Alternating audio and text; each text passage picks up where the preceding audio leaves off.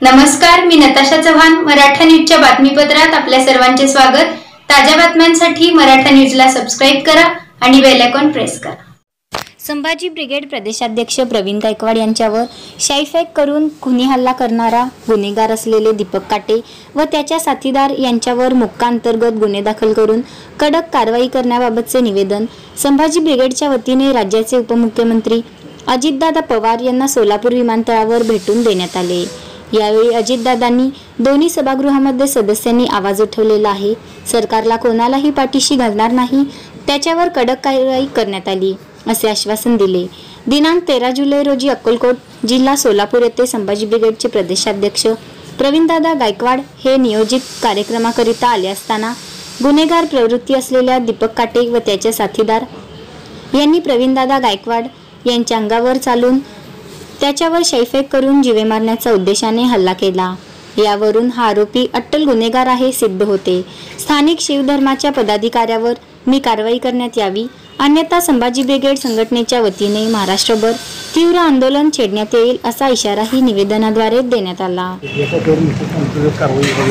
याच्यामध्ये सभागृहात दोन्ही सभागृहात त्याच्याबद्दलची चर्चा झालेली आहे. त्याला सरकार म्हणून उत्तर त्या ठिकाणी दिलेलं आहे की हे जे कोणी त्याच्यात सगळे दिसतातच ती चॅनललाच दिसत करून काय कुणी काय केलं त्याच्या संदर्भातली कडक कारवाई होण्याच्या दृष्टिकोनातनं सभागृहामध्ये दोन्ही विधानसभा आणि विधान परिषदेमध्ये उत्तर देण्यात आलेलं ऑन फ्लोर उत्तर देण्यात आलेलं आहे. त्याच्यामध्ये आमच्या वरच्या सभागृहात अमोल विटकरांनी पण तो मुद्दा काढला होता. खालच्याही सभागृहामध्ये अनेक सन्मान्य सदस्यांनी त्या ठिकाणी मुद्दा काढलेला होता आणि त्याची पूर्णपणे सखोल चौकशी करून त्याच्यात गुन्हेगारी प्रवृत्तीचे कोण आहेत. कारण आता सगळेच म्हणतात किंवा आमच्या पक्षाशी त्याचा काही संबंधच नाही. कारण हा जो कोण काटे आहे त्याची माहिती घेतली तर तो इंदापूरचा आहे. काही जण बारामतीचे तांदूळवाडीचे किंवा तिकडचे आहेत. सोरटेगावचं सर सोरटेगाव इंदापूरमधलं सोरटेगाव कोण ते काटे सराठी गाव तर ते वेगवेगळ्या भागातले त्याची सगळी माहिती वगैरे केलेली. पण तुम्ही म्हणताय त्यांनी आता निकडत चाललेलं मी पण त्याबद्दल सांगतो.